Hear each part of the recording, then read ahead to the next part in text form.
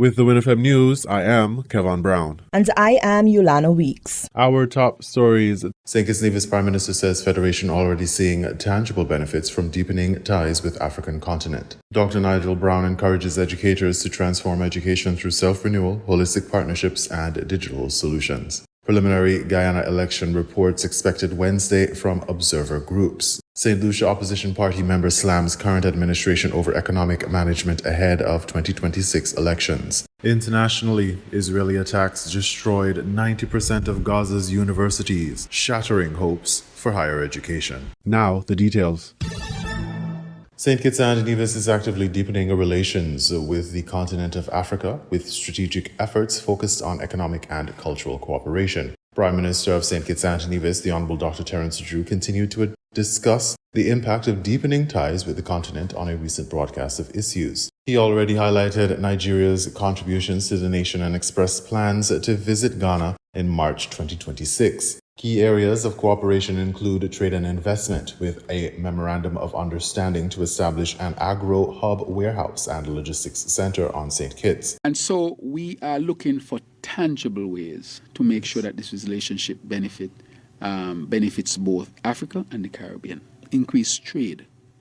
And so we are looking at how to increase trade. That is already in train. For example, we are already benefiting from the educational opportunities.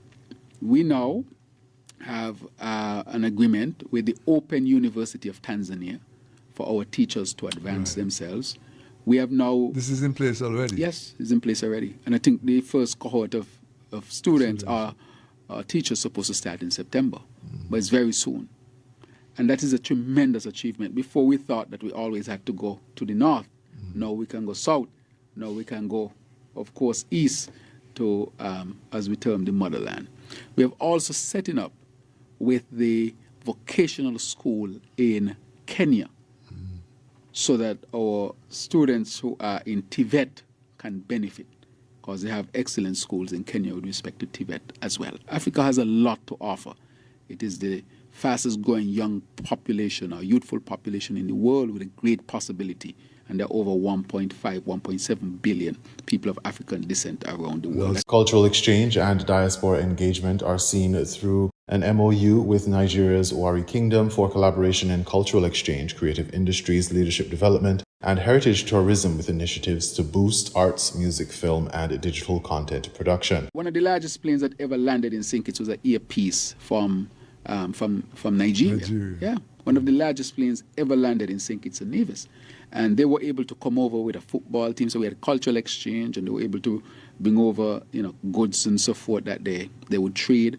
And so that process, I can say right now, the minister with responsibility for small business, creative economy and so forth, and agriculture, the Honorable Samuel Duggins, is right now in Abuja.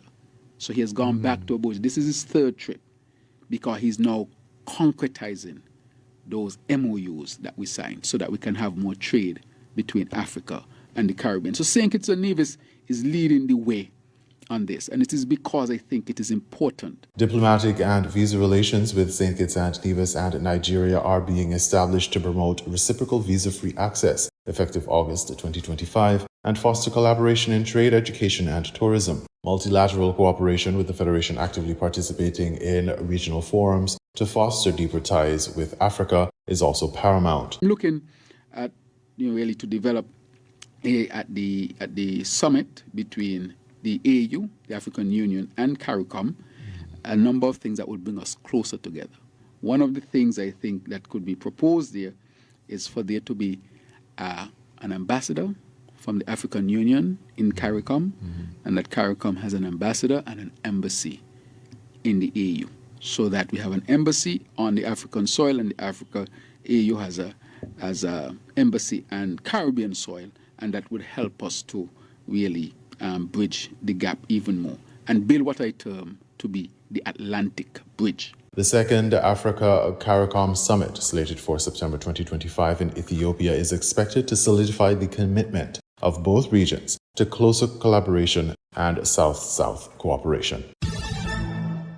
A significant milestone in St. Kitts and Nevis's history of education and public service was marked on September 1, 2025, as officials gathered for the official renaming of the Sadler's Secondary School in honor of a former Prime Minister and area representative, Dr. Denzil Llewellyn Douglas. The ceremony drew together government leaders, educators, students, and community members, all of whom came together to witness this auspicious occasion. In his remarks, the Minister of Education, Dr. Jeffrey Hanley, described the renaming as a fitting recognition of the former Prime Minister's lasting contributions to the Sadler's community and the country. The statesman was also described as a champion for education, youth empowerment, and community advancement. As the Minister of Education, it is with profound respect and a deep sense of national pride that I extend heartfelt congratulations on behalf of the Ministry of Education and my own behalf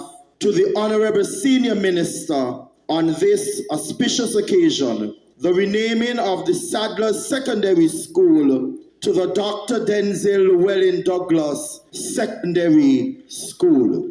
This historic renaming is far more than a change of name. It is a sense and a sincere privilege and celebratory act of national recognition. It is a tribute to a son of the soil whose life and legacy have been solidified or solidly woven into the fabric of our nation's development. The Right Honorable Dr. Denzil Douglas has served the people of St. Kitts and Nevis with distinction, vision, and unwavering commitment for over 3 decades. His tenure as Prime Minister and his enduring representation of constituency number 6 have been marked by transformative leadership, particularly in the spheres of education, youth development, and technological advancement. The highlight of the ceremony came when the former Prime Minister himself delivered heartfelt remarks. He expressed a deep gratitude for the recognition,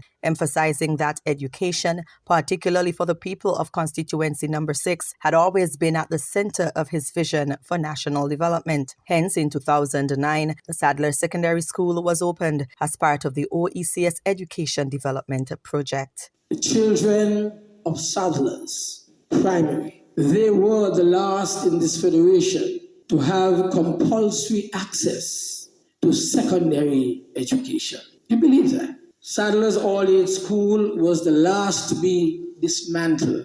And even as our children cried out for support, time of neglect, years when too many looked away and turned their backs in this belt of communities from Christchurch all the way down to Newton York. But we never accepted that this was all that Sadler's could be. As your son, your representative, and your Prime Minister, I knew in my heart that this community deserved better. And so when the opportunity came, I fought for it. I recall sitting with officials of the World Bank, arguing, pleading, reasoning, because I knew our young people were falling into gangs. Our boys were failing, and our families were really struggling. I made the case that Sadler's was the most fitting place for the next most modern secondary school in the Eastern Caribbean. As we were discussing at the level of the Monetary Council, at the level of World Bank and IMF, what is it we can do to stem the growing trend of gangs, especially among our young men who were failing against the ladies who were improving. And by the grace of God and by the will of the people and through the support of my cabinet, we succeeded in getting this school built right here in Sadler's. Dr. Douglas is hopeful that the school, which now bears his name, will continue to shape the leaders of tomorrow. He inspired students to live a life that embodies discipline, determination, excellence, and service. In an island of 50,000 people or thereabout, to have a 7th secondary school was remarkable. But to see it transform lives in this way has been nothing short of revolutionary. That is why, although this renaming carries my name after now, it is not only about me, I emphasize. It is about a vision of what education can do for our people. It is about a mission to lift up the disregarded and those distanced. It is about the people who refuse to be left behind, because Sadler's and number 6 refuse to be left behind. And so to the students of the school, let me speak from my own heart to you. This honor is really about you, the students, all settled around here today. Every time that you walk past that gate, I want you to remember that a boy from St. Paul's, a boy coming from poverty just like you, given an opportunity by Robert Llewellyn Bradshaw, our first national hero, grew up with humble beginnings, but with hard work, with discipline and determination, was able to rise, to serve, and of course give back. You too, my dear students, can achieve greatness. You too can carry forward the mission of transforming lives. You too, my dear students, can leave a legacy worthy of remembrance. My own life has been a journey of service, you've heard. Service to the community, service to country, and service to humanity. And so I charge each of you, my dear students, to embrace service as a calling. Use your education not merely to enrich yourselves, but to uplift others in the process if you have to. For true greatness lies not in titles or in accolades, but in the positive difference you make in the lives of others. Dr. Douglas pledged to continue supporting the institution in the years ahead. He said the renaming was not the end of his service to the school, but a continuation. He also called for collective support to ensure the Dr. Denzil Llewellyn Douglas Secondary School grows and provides the best opportunities for young people. As this school carries my name, I pledge my continued support to its growth, to its development principle, and to its utmost success. Together, let us ensure that the Dr. Denzil L. Douglas Secondary School remains a cradle of excellence, producing leaders of tomorrow, equipped with courage, with compassion, and of course, of character. Students participated in the program with musical performances, dance, poetry, and reflections on Dr. Douglas's achievements. The sign marking the new designation was unveiled at the entrance of the school's property. Community members expressed pride in the recognition, noting that the new school name ensures that future generations will remember the contributions of one of the nation's most respected leaders. Dr. Nigel Brown, during the reopening of school ceremony for the 2025-2026 academic year, reminded the teaching fraternity of the impact they have on the young minds they are charged with molding. If education is the key to unlocking the future, then teachers, you are the hands that turn the key. The theme of the ceremony was transforming education through self-renewal, holistic partnerships, and digital solutions. We are reminded that transformation begins not just in policies and programs, but in people. People like you and me.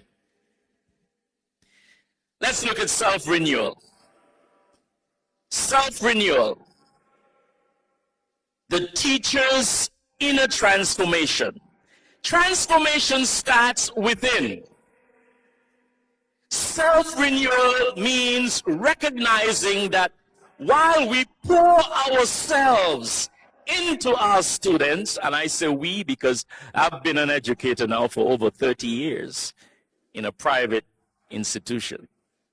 But while we pour ourselves into our students, we must also refill our own wells. Did you hear me?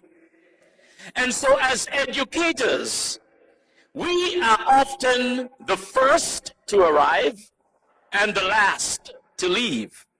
We carry not just lesson plans, but also the invisible weight of students' struggles, their hopes, their dreams. And yet, to ignite young minds, our own flame must stay lit. Do you agree?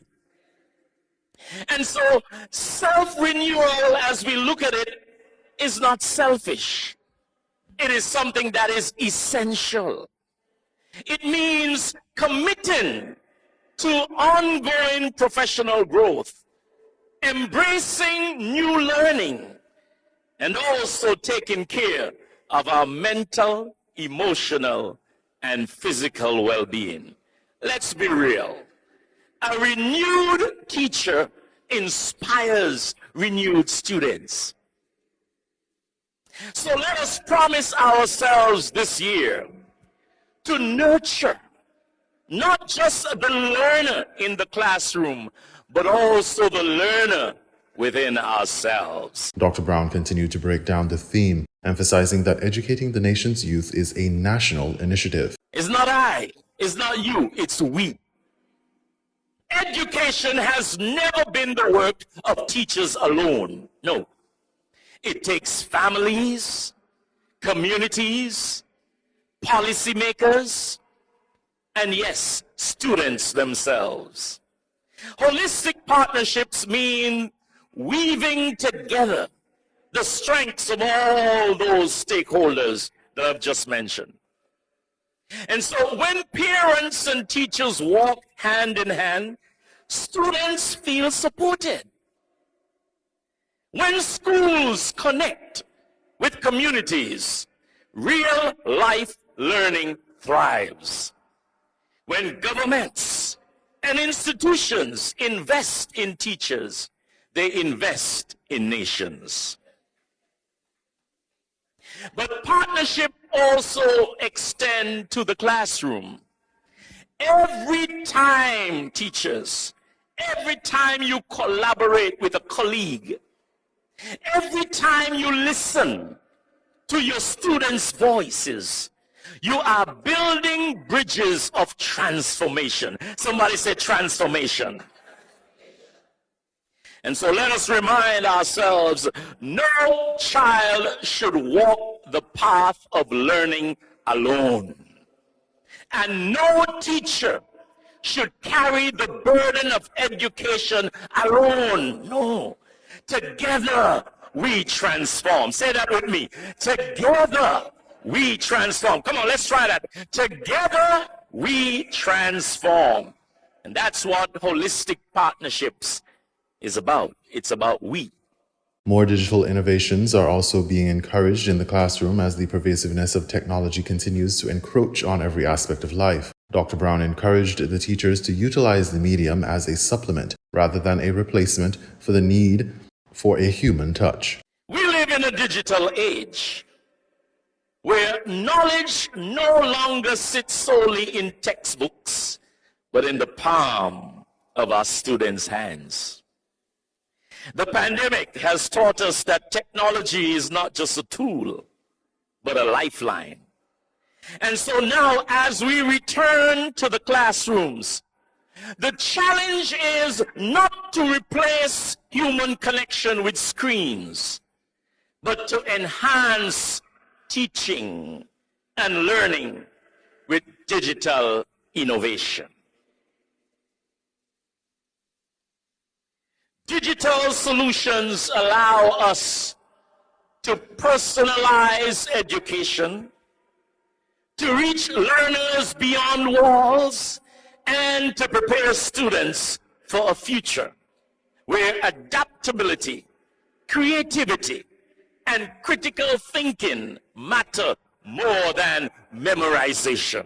Chief Education Officer Francil Morris reminded the educators that technology can never replicate the compassion, wisdom, and humanity of a human touch on the minds of the young. Our theme speaks to digital solutions. However, in this fast-paced digital era, we recognize complexities that come with change. Yet, Albert Einstein reminds us, in the middle of every difficulty lies opportunity. Hence, while technology continues to evolve, it is necessary for us to understand that technology can never replicate the compassion, the wisdom, and the humanity that educators bring to the classroom. Let us hold fast to the belief that when we believe in our students, they begin to believe in themselves. We are not just educators, we are mentors, we are guides, we are champions of possibilities. I ask all of you to be proud of the role each of you play within the Ministry of Education. Every achievement, no matter how small, is a reflection of your dedication and resilience. Hence, as you step into 2025-2026 school year, let us continue to make bold strides, empowering our learners, supporting one another, and shaping a school year defined by progress, purpose, and endless possibilities. In closing, Dr. Brown reminded the teachers at the ceremony of their ultimate goal in being educators. Teachers, you are not just preparing students for exams. You are preparing them for life. You are not just teaching subjects. You are shaping character, resilience, and hope. As the great Nelson Mandela reminded us, education is the most powerful weapon which you can use to change the world. And you, every one of you, every one of us, we are the change makers. You know, teachers are often called heroes, but can I tell you the truth?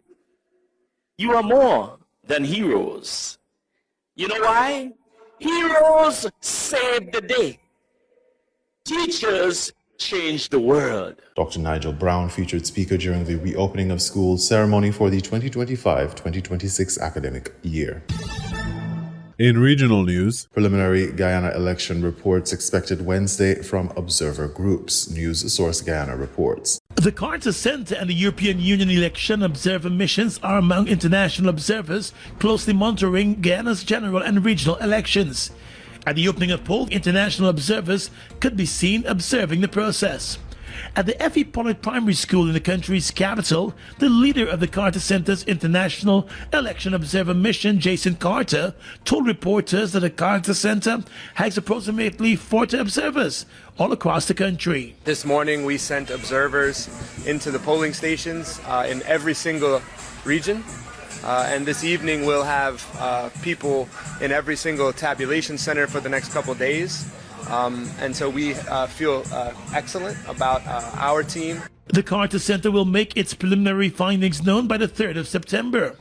Mr. Carter said while observers are fanned out across the country, the mission would not weigh in on the election until after the process has come to an end.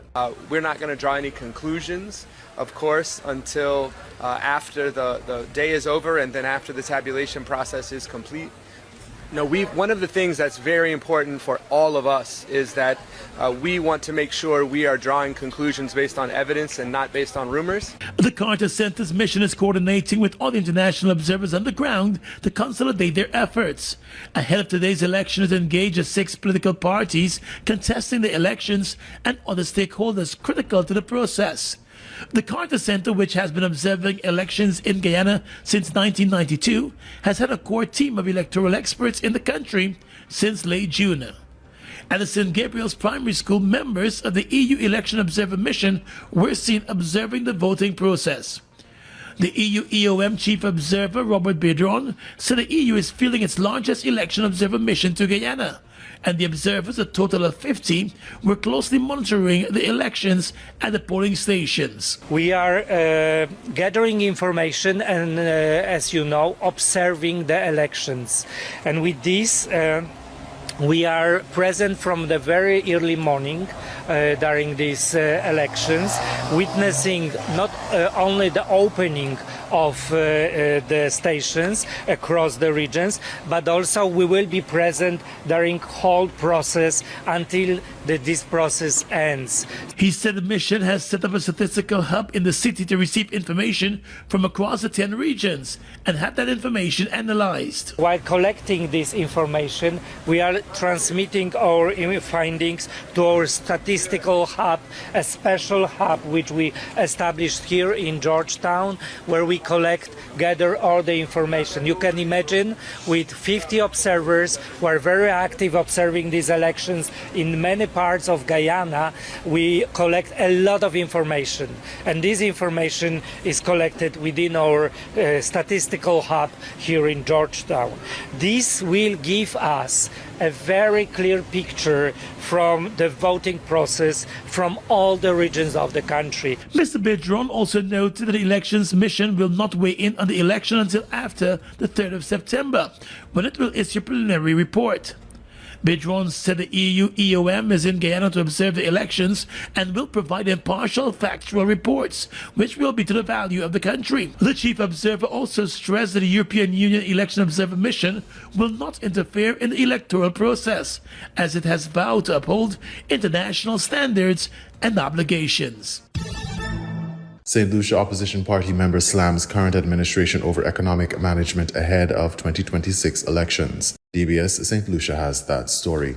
The newly endorsed candidate urged citizens to choose an accountable and a proactive government in 2026.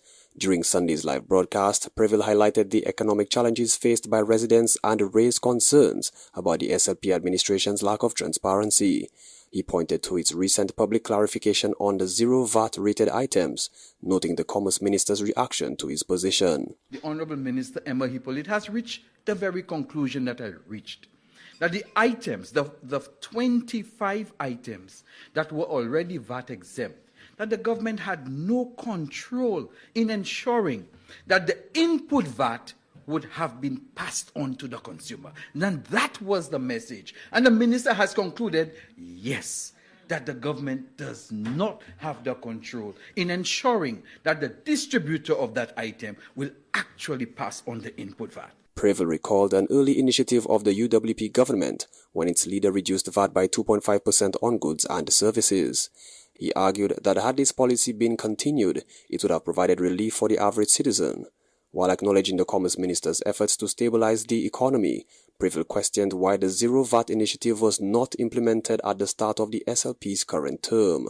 The United Workers' Party removed or reduced the VAT by 2.5%, and the St. Lucia Labour Party increased the VAT, the taxes on our people by 2.5%. Fundamental difference at a time of rising prices. You spend 4 years on the eve of election. Elections are at 12 o'clock and it is 5 to 12 in the night. And now you want to introduce those policies. I think every St. Lucian now should be asking themselves some fundamental questions. The Babuno candidate encouraged citizens to objectively assess the rollout of government policies, stressing the importance of electing leaders who are proactive rather than focused on campaign optics. No one should be attempting to take us for a ride, because we know what is being done there is only an attempt to take us for a ride, because we will not fall for it. We in St. Lucia will not fall for it.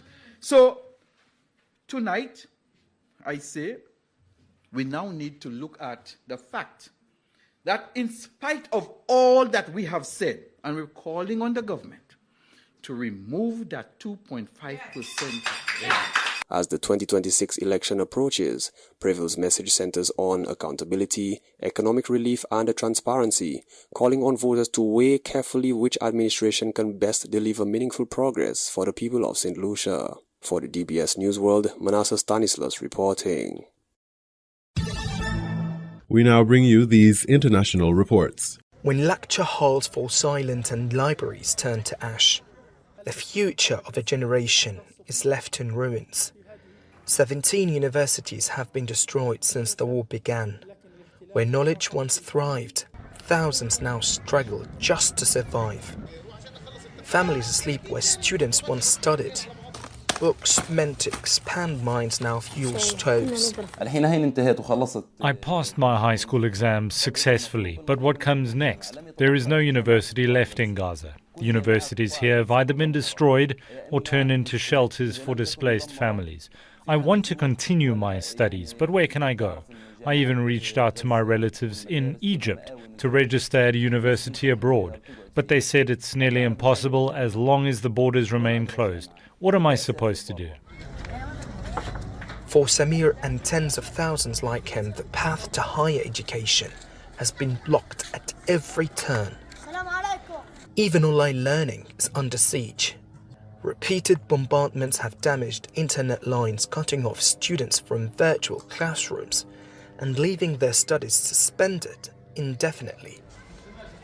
Educators call it scholasticide, the systematic erasure of education, the deliberate killing of knowledge.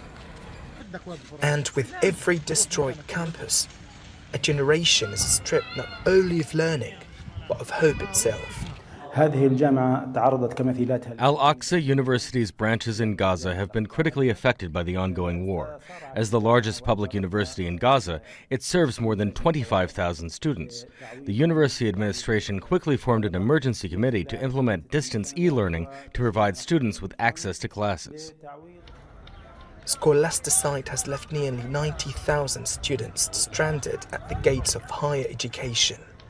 Their certificates in hand, but with no classrooms, no professors, no chance to dream beyond survival. This was once a university, a place where young minds could dream and plan their futures. Now, it's a shelter, a symbol of lost opportunities. Even the pursuit of education in Gaza has become a casualty of war. Tariq Abu Azzoum, Al Jazeera, Deir al-Balah, Palestine. Pools of blood mark where the children were standing when the Israeli drones struck. They had been fetching water at communal taps. This is Al-Mawasi, a barren strip of land in southwest Gaza, and the site of tens of thousands of tents housing families forced from their homes in the past 22 months. These were children who were getting water, just kids. Look at this. See what they attacked. They attacked children, not fugitives. This is all what they had with them. Nothing else. Are these what they consider to be missiles? They're children, for God's sake. It's about a 6-kilometer drive from here to the only functional healthcare facility nearby, and the medics are rushing to save as many of these children as possible. The emergency room at Nasser Hospital is packed.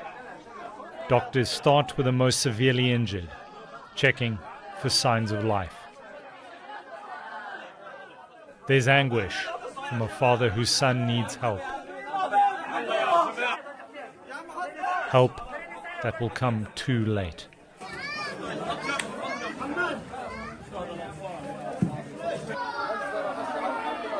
A boy tugs at his younger brother's arm. Locked in a mother's embrace, wishing they could turn back time. Michael Apple, Al Jazeera. At Dakar's Pasteur Institute, a sense of urgency. Dr. Anasek gathers her team. Their task, to develop vaccines before an outbreak begins. The one that we're working on is RVF. RVF stands for Rift Valley Fever, a deadly virus transferred from mosquitoes to animals to humans. Outbreaks are common in Africa and Asia.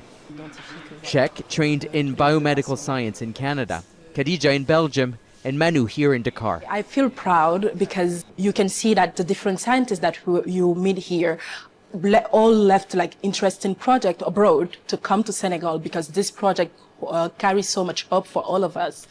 They are making messenger RNA vaccines developed during the COVID-19 pandemic to teach the body's cells to recognize a virus and defend against it without using the live virus itself. RNA vaccine will allow us to develop a vaccine much quicker than what we would have for a cell-based platform, for example. Sek, who specializes in genetics, left her research in the United States when the Trump administration's health secretary started cutting funding for RNA vaccines at home and abroad. Scientists worldwide have said U.S. funding cuts are a major setback. I'm not going to comment on domestic politics of the United States, but here in Senegal and in Africa and globally, we know that research on vaccine is a priority if you are serious about saving life. And that's what we are doing. So we are working with all partners who are willing to put money into research. The United Kingdom is stepping in, offering crucial support for vaccine manufacturing. For the United Kingdom, we strengthen our ability to respond to threats, and we reinforce our scientific leadership and deepen ties with African-led innovation. Part of it goes into Mobile Safety Lab. It's in these cramped conditions that the scientists are getting ready to deploy to a mission in a remote part of the country where there's going to be a religious gathering. Their mission is to anticipate the threat of a potential outbreak before it happens. These scientists were the first to detect Mpox in Senegal last month. African researchers and their funding partners are becoming the world's early warning system, stepping up while others step back, better prepared for the next pandemic. Nicholas Hawk, Al Jazeera, Dakar.